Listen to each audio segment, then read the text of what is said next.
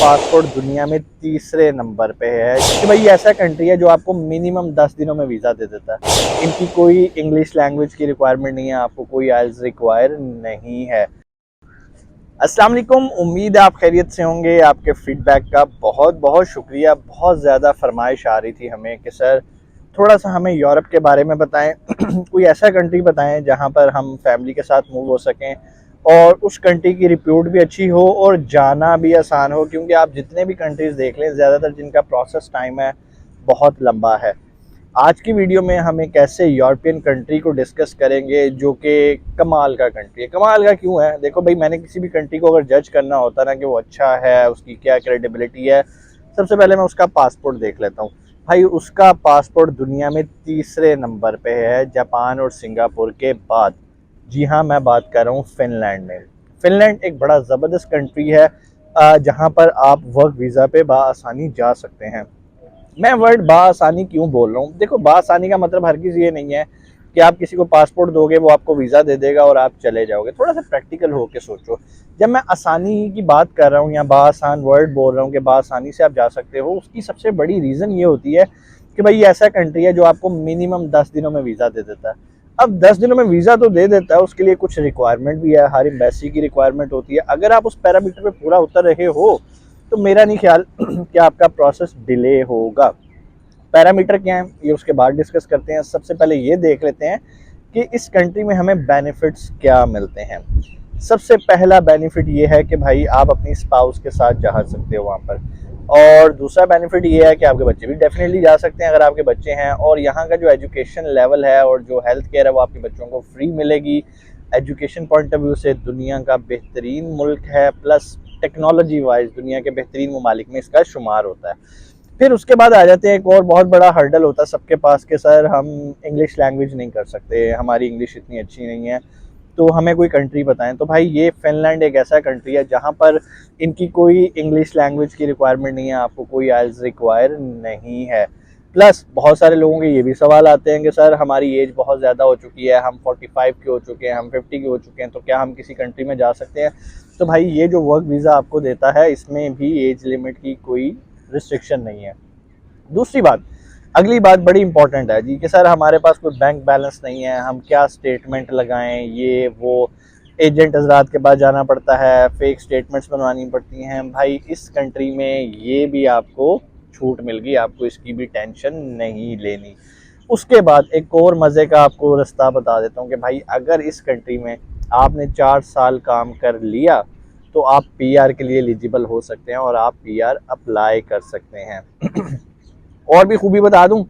चलो बता देता हूँ। थोड़ा सा फिनलैंड के बारे में डिस्कस कर लेते हैं, किस तरह का मुल्क है भाई। अगर आप बात करो खूबसूरती वाइज तो भाई 1.5 लाख से ज़्यादा वहाँ पर झीलें हैं, और जहाँ पर आपको पता है झीलें माउंटेन्स होते हैं, कितना खूबसूरत मुल्क होता है। दूसरी बात, वहाँ पर लोगों की जो एवरेज लाइफ है ना, मर्दों की वो तकरीबन 80 है और ख़वातीन की आपको पता है एज यूजुअल उससे भी ज़्यादा होती है। तो दूसरी जो मुझे अच्छी बात लगती है फिनलैंड की वो ये है कि जब आपको यहाँ का वर्क परमिट मिल जाता है ना तो आप आज़ाद होते हो जितने भी यूरोपियन यूनियन कंट्रीज़ हैं वहाँ पर ट्रैवल करने के लिए। जी हाँ, Finland is a part of यूरोपीय यूनियन। और यूरोपीय यूनियन का मतलब ये है कि आपने शेंजन वीज़े का तो नाम सुना होगा, ये बिल्कुल समझने वैसे ही। अगर आपके पास यहाँ का वर्क परमिट है तो आप बाकी ममालिक में भी आसानी ट्रैवल कर सकते हैं, आपको वीज़ा रिक्वायर नहीं होगा। अब थोड़ा सा ये देख लेते हैं कि भाई शोबाजात कौन कौन से हैं जहाँ पर आप जो है अप्लाई कर सकते हैं और चेक कर सकते हैं कि क्या ये कंट्री आपके लिए बेहतर है या नहीं, क्या आपके लिए यहाँ पर जॉब वैकेंसी है या नहीं। लेकिन ये चीज़ बताने से पहले मैं आपको एक और चीज़ बताना चाहूँ कि भाई यहाँ की आबादी बहुत कम है।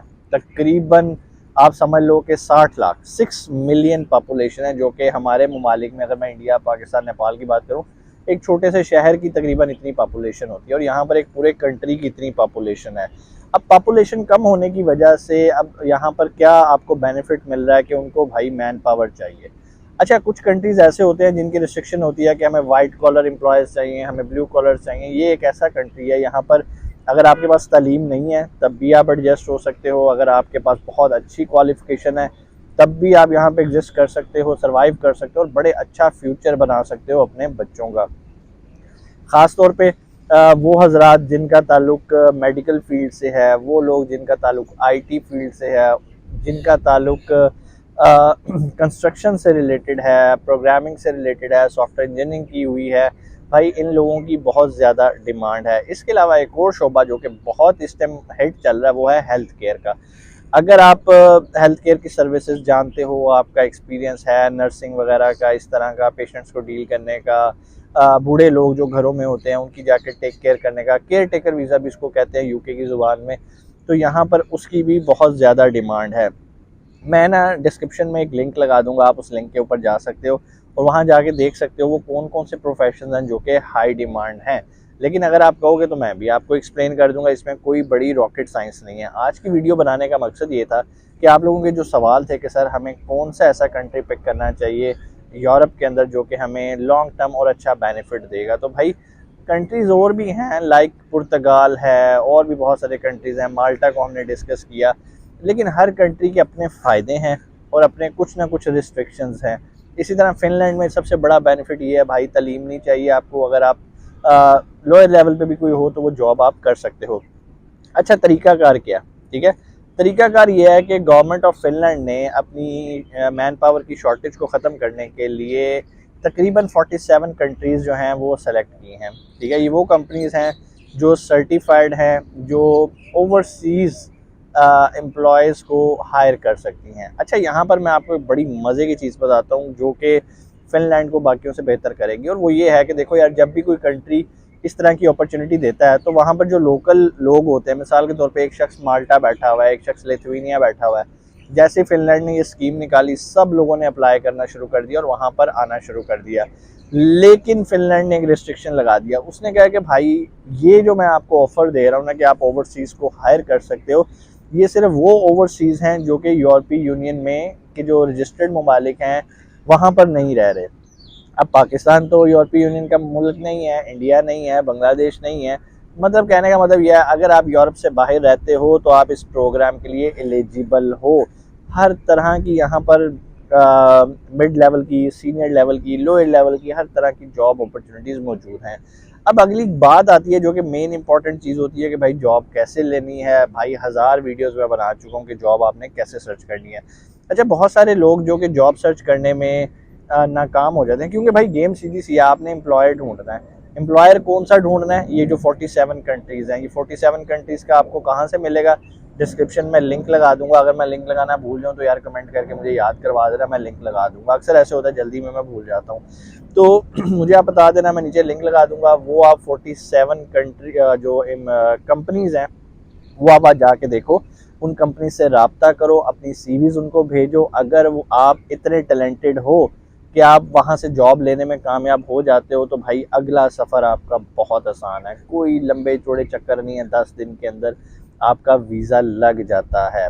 ठीक है ना, मसला सिर्फ क्या है, आपने ऑफ़र लेटर लेना है। ठीक है, और कैसे अप्लाई करना है इस पर मैं डिटेल वीडियो बना दूंगा कि यार वो कौन से स्टेप्स हैं जिनको फॉलो करते हुए आपने खुद अप्लाई करना है, किसी एजेंट के पास नहीं जाना। ये बहुत सारे यूरोपियन कंट्रीज़ ऐसे हैं जो कि आप बगैर एजेंट खुद मेहनत करके, थोड़ी सी रिसर्च करके आप अपना जो है वो ये काम कर सकते हैं। बहुत सारे बेचारे मासूम लोग वो एजेंट हजरात के थे चढ़ जाते हैं, हाँ जी भाईजान डन वेस्ट वीज़ा लगा देंगे, टाटा है 35 लाख रुपया लगेगा, 40 लाख रुपया लगेगा। अब वो 40 लाख रुपया ले भी लेते हैं और काम फिर नहीं होता। मैं दुबई में मौजूद हूँ, मुझे यहाँ पर हर दूसरा बंदा ऐसा ही मारा मिलता है। एक बच्चा मुझे मिला कि सर मैंने एजेंट को पैसे दिए हुए हैं और ये है और वो है और अभी तक मेरा काम नहीं हुआ। अब आखिर वो बेचारे कर क्या रहे होते हैं, इधर रेस्टोरेंट में नौकरी कर रहे होंगे या इधर उधर नौकरियां तलाश कर रहे होंगे छोटी मोटी, जो कि मतलब अपने आप को जलील करने वाली बात है ना कि यार आपने इतना पैसा भी लगाया और आखिर पे कुछ नहीं हुआ। तो मैं आपको यही रिक्वेस्ट करता हूँ कि पहले रिसर्च करो, हम और हमसे रब्ता ना करो यार, हम वीज़े नहीं लगवाते, हम आपको मालूमात देते हैं, रास्ता दिखाते हैं, जो कि मैं अभी आपको दिखा रहा हूँ कि भाई फ़िनलैंड एक बहुत कमाल की जगह है, यहाँ पर ज़रूर आप जाओ, ज़रूर ट्राई करो, आसान काम है।